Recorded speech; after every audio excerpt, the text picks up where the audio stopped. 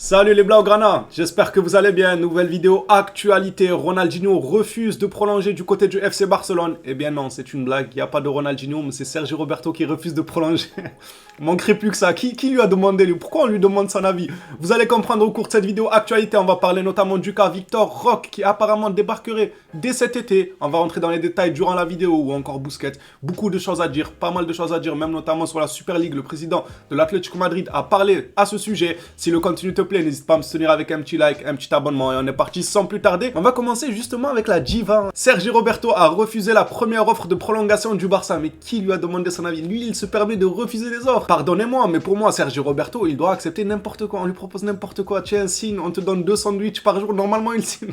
Donc, qui lui a demandé son avis? Il s'accorde le luxe de pouvoir refuser. C'est fou. Quand j'ai vu ça, j'ai souri. Je me suis dit, ah ouais, si Sergi Roberto maintenant commence à nous faire la diva, à refuser. Après, je pense que bon nombre de Blaugrana sont heureux qu'il ait refusé. Bon nombre de Blaugrana souhaitent qu'il ne prolonge pas. Personnellement, pour moi, ce n'est pas le pire. Ce n'est pas le joueur qu'il faut absolument chasser parce que c'est un joueur, il n'aura pas un énorme salaire. Il ne va pas prolonger pour 5 ans. C'est un joueur qui peut jouer à plusieurs postes, donc il peut dépanner. En plus de ça, cette saison, à peu près quasiment à chaque fois qu'il a joué, il a été super intéressant en match. Donc, ce n'est pas celui envers qui j'ai une grosse rancœur. Enfin, les saisons passées, si, je n'aimais pas du tout, il me dégoûtait. Mais cette saison-là, ça va, il se reprend. Il n'aura pas un énorme salaire. Donc, qu'il prolonge ou qu'il ne prolonge pas, en vérité, ça ne me fait ni chaud ni froid. Peut-être un petit penchant pour la prolongation car le Barça se trouve dans une situation compliquée. Si on laisse beaucoup de joueurs partir, surtout des joueurs qui peuvent jouer en milieu, en DD, dépanner à plusieurs postes, des couteaux suisses quoi. Si on les laisse partir pour ensuite faire venir personne car le fair play financier nous bloque, car on ne peut pas recruter qui on veut, bah au final on se retrouvera en sous-effectif. Quand on aura un blessé, on se regardera dans le blanc des yeux en disant ok super, on fait quoi maintenant?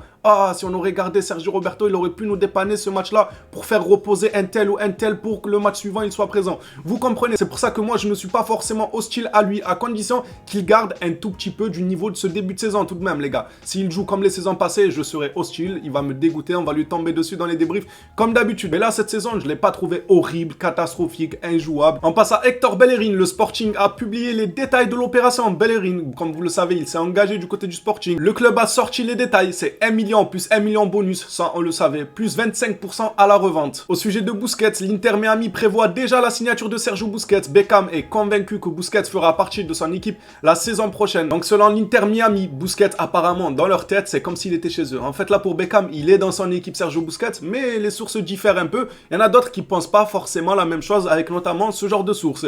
Si cela ne tenait qu'à Xavi, Busquets renouvellerait. Après ça, ce n'est pas forcément une surprise. On le sait que Xavi aimerait garder Busquets et que Busquets là, j'ai encore son match d'hier en tête les gars, incroyable. Il a été trop fort, ce milieu A4 lui va à merveille à Busquets. À l'Inter Miami, ils l'ont pour la saison prochaine. Donc ce qu'on vient de partager juste avant à l'Inter Miami, ils pensent déjà l'avoir pour la saison prochaine. Et à la fin, on nous dit il est plus proche de partir que de rester, mais il y pense. Donc il pense à rester, mais il est plus proche de partir que de rester au FC Barcelone. Cerezo, le président de l'Atlético, bon souvent ces déclarations je les trouve assez hasardeuses, assez catastrophiques, mais là aujourd'hui je suis d'accord avec lui. Fâchez-vous comme vous voulez, moi je suis d'accord avec lui. La Super League, point d'interrogation, personne ne peut mettre d'obstacle à une nouvelle compétition. La Super League arrivera. Merci bien pour une fois que le président de l'Atlético, je ne suis pas trop en accord en général avec ce club, que ce soit pour leur façon de jouer. D'ailleurs, est-ce qu'on les a prévenus que la Super League ça va être la cour des grands et qu'on ne sera pas là pour mettre des bus à l'arrière?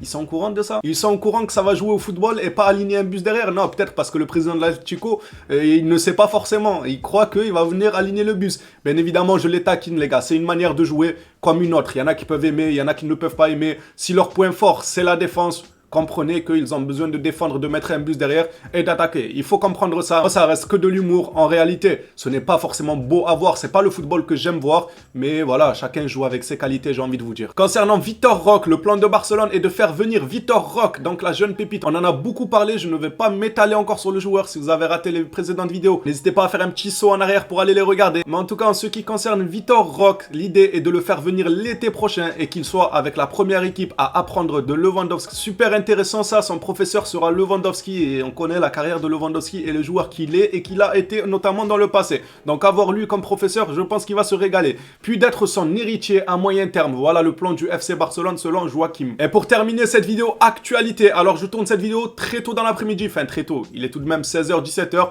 Donc comme d'habitude, s'il y a des informations qui sortent à 20h, 21h, du coup je ne pourrai pas les mettre dans cette vidéo vu que la vidéo sera probablement déjà mise en ligne bien avant. C'est soit les informations de 20h, 21h, je les ressors dans la vidéo actualité du lendemain, soit je refais une vidéo dans la foulée le soir vers 22h30, 22h, si jamais j'ai le temps. On va finir cette vidéo actualité sur les stats de la première partie de saison. Xavi, beaucoup critiqué, notamment pour ses choix, etc.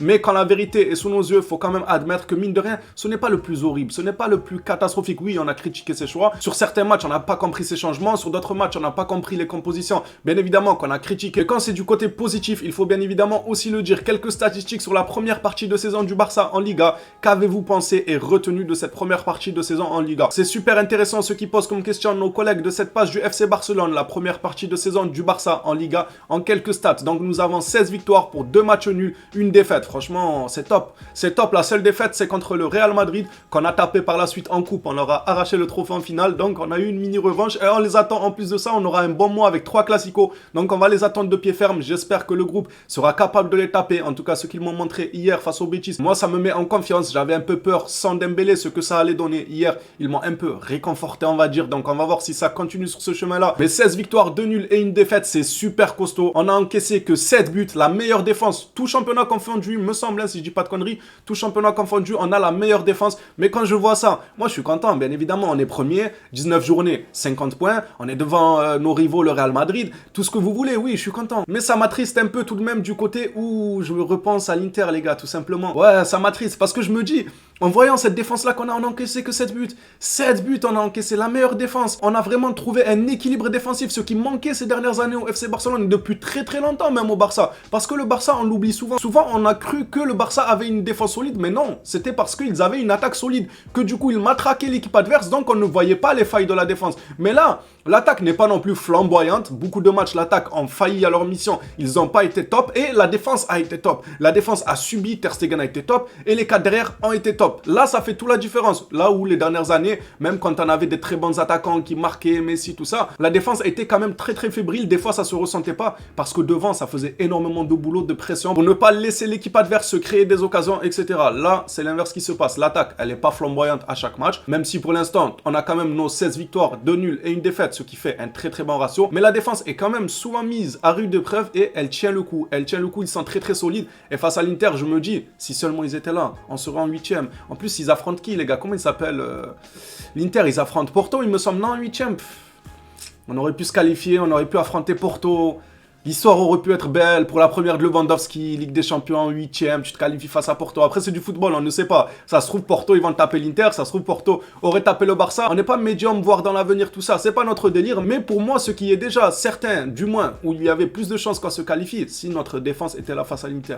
Ça me dégoûte. Je repense à ça. Le bilan de cette première partie de saison, pour moi, il est très très positif. Dites-moi vous dans les commentaires ce que vous en avez pensé. Ou même ce qu'on a partagé avant ça, sur le cas Sergio Roberto, Victor Roque, Busquets, tout ça. Donnez votre avis. Ou bien même la Super League. Je vous lis dans les commentaires. Merci à tous pour votre soutien. On se revoit à une prochaine vidéo sur le FC Barcelone. D'ici là, je vous dis, prenez soin de vous les Blaugrana.